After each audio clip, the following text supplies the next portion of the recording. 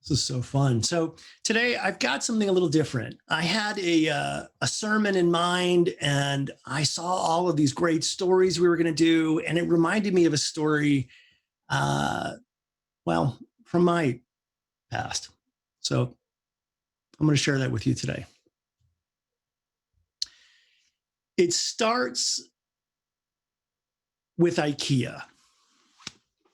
You've probably heard of IKEA. There are stores all over the world. Last time I checked in, there was something like 500 stores in over 50 countries, and the chain is still expanding. Each store has something like 300,000 square feet of showroom floor. That's five football fields. And each store shows off something like, oh, I don't know, 10,000 products to about 1 million visitors per store each year. IKEA sells everything from home furnishings to health insurance, from smoked salmon to solar panels. If you need a tiny wine glass or a tiny house, you can buy it from IKEA. IKEA makes and sells everything and does so with a single goal, quote, to create a better everyday life for the many people. That line is from the employee handbook. I was a college student. I was broke. I needed money for tuition, rent, and food. And I remember walking around the University of Maryland campus one fall and saw a flyer. Good work, better people, fantastic pay.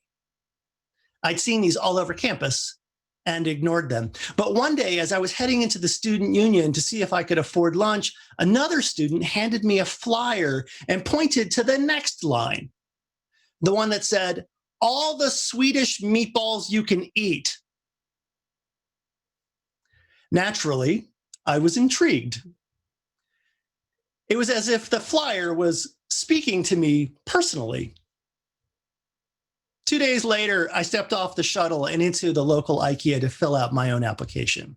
There was a lot of paperwork and instructions.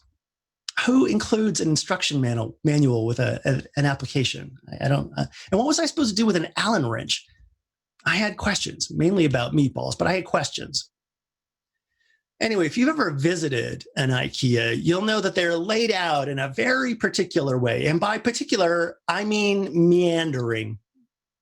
If you follow the path, you'll stroll through 24 different departments before you eventually reach the registers.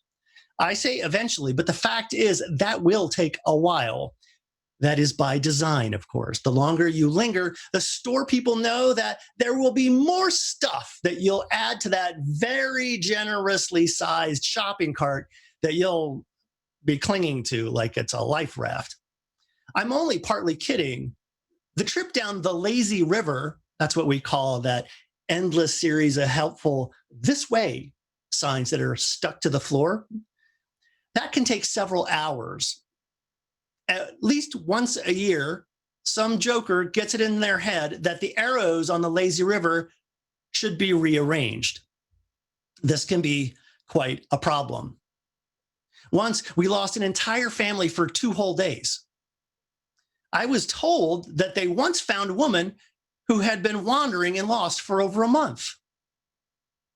Like I said, the IKEA store is a big place. Now, there are good reasons for the layout, the path, the length of that path, why the cafe is where it is on that path, which products are in easy reach, and which products cause shoppers to dive off of the path.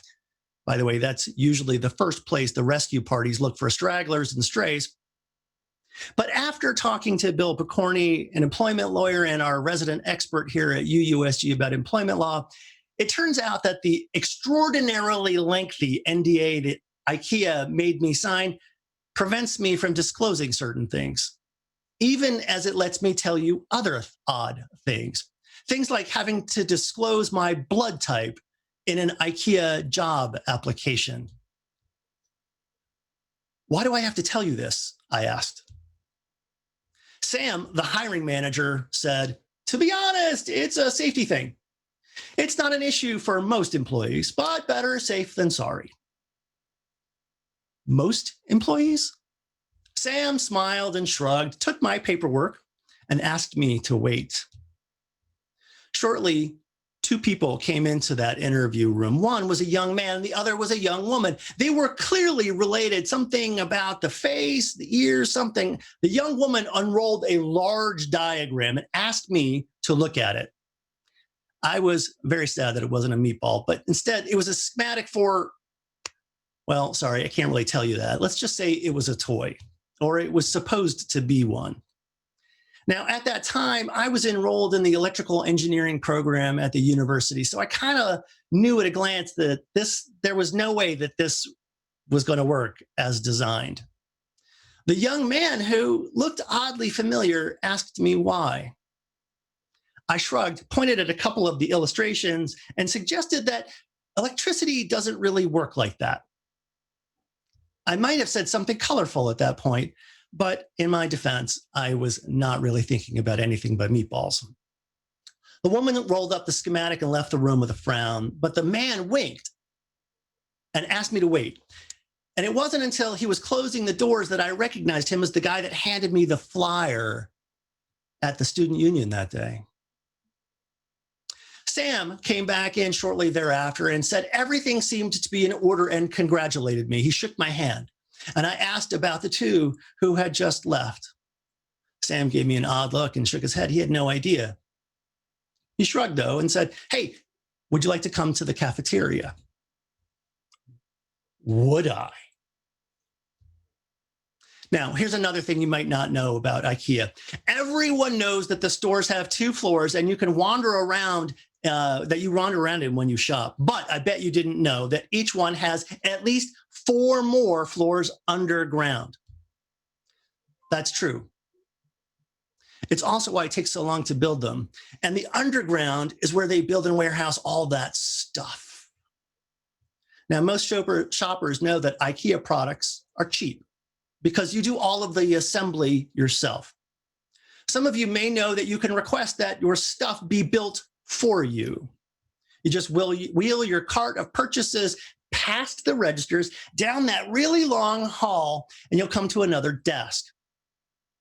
You might not notice the giant set of elevators behind that desk, but if you're clever and you do see them, you'll note that down is where all of those elevators go. This is also the staff entrance. For me, that first year, I was a seasonal warehouse staff person, SWS. Everyone called me Swish. And for the next several weeks, I used my trusty wrenches to build an endless stream of Billy, Poang, and Lack products for those customers willing to pay a modest assembly fee. Over time, I graduated to more complicated products like Clip-An and Doxtra and X-Drop and Malm, and some other interesting products that are totally covered by my NDA. The work was monotonous, but as they said, it was good, and there was a lot to do, which was good. As far as I can remember, the day of the trouble started out normally enough. I spent my morning up to the elbows in a huge set of Kallax bookcases when Sam came to collect me for lunch. The staff break room happened to be immediately behind the store cafe, and as promised, my Swish badge entitled me to a hot lunch. Now, it turns out there is a limit to the number of meatballs that I can eat. And it also turns out that my meatball capacity was widely viewed as somewhat anemic. Josh, a tiny stick of a guy, could really put them away. And by away, I have no idea where they went. He was a really funny guy, and he joined Sam and I at lunch. Now, he had this odd habit. He pretended he was a parrot. I have no idea why, but he repeated things that he heard. And that day, he was really only saying one thing, and he said it all the time. With his eyes and a huge smile, he'd say, "Uh-oh. Hi, Josh. Uh-oh. Find any missing shoppers today?" Uh-oh. Josh and his coworker, Erica, were fabricators, and they worked in the underground. Their office was technically a lab, but that's not what we called it, and not at least until the scary HR memo that we all received said that we had to stop calling it the lair. Apparently, we were scaring shoppers. The lab was pretty cool. And that's where all of the fabricators got together and started designing and testing out new kid-centered products. At the time, it never even occurred to me to ask why an IKEA store had a resident toy maker, or why they hired hundreds of assemblers every year, or where all of those toys went. I was young. This particular day, again, the day of the trouble, Sam and I were invited down to the lair, office, to check out the latest, something called Whizzing Saws of Death. In retrospect, the name really should have been an adequate warning. It was clearly one of those special toys and not one destined for the showroom floor. Erica said the name was, quote, a work in progress, but that the idea should be perfect for the target audience, young teens, because it featured, you guessed it, spinning saw blades of death. Her eyes practically glowed when she said it. Did I mention she's a little scary? But I had to admit, she was probably right about the name. Josh was practically bouncing, over and over again. Together, their enthusiasm was impossible to deny. Sam, well, he was the reasonable one. He may have expressed his doubts right on his face, but Erica said that I obviously would love it. So I obviously went in for a closer look. Obviously. That's when I recognized part of the design. It was from the schematic that the mysterious brother or sister team had shown me during my interview. I noted some of the changes I'd requested had been made, so I wasn't at all surprised when Erica hit the button and the little machine whirred to spectacular life. That's also right about when I noticed the other problem. I may have raised my hand to point it out, but the last thing I really remember is Josh saying, uh-oh. Completely coincidentally, that was also the day I learned why IKEA needed my blood type. Did you know that IKEA makes fantastic surgical sutures and bandages? I did not know that. There is an infirmary on level 3 in the underground part of the store. I mention this for no particular reason because I'm not allowed to disclose whether or not I visited as part of what became known as the unfortunate incident. However, I can tell you that later that day, I was visited by a very worried district manager, one Johan Komprad Clausen. He asked me to call him Jake. Jake had this really impressive black beard, and I found that I really liked the sound of his voice and his cool Swedish accent. At my question, Jake reassured me that everyone else was completely okay, and then went on to explain that the, quote, big man himself, quote, had heard about my accident and sent along his best wishes. Jake continued, clearly, there was more work to be done on safety protocols. But he then asked if there was anything I might need. I said no, and I thanked him for his concern. He nodded, patted me on the shoulder, and wished me well. And that's when he told me that HR would be by shortly. Human resources. At this point, I was pretty sure I was getting fired. HR would obviously take a dim view of exploding prototypes and wounded employees. And I mean that hypothetically speaking, obviously. It turns out that HR was that brother-sister pair from my interview. Odd and Rod Twinberry were twins, which seemed a little redundant, but they had a proposition for me. Erica and Josh clearly needed some help in the toy factory, which, as it turns out, was the official name for the lair. The Twinberries asked, would I be interested in a promotion? I looked at the document they handed me.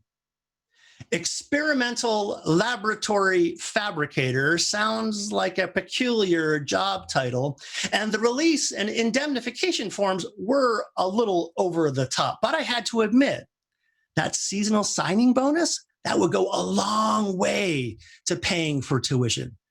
Naturally, I signed. The next day, I got my new office, an empty one next to Josh's and Erica's. It was big.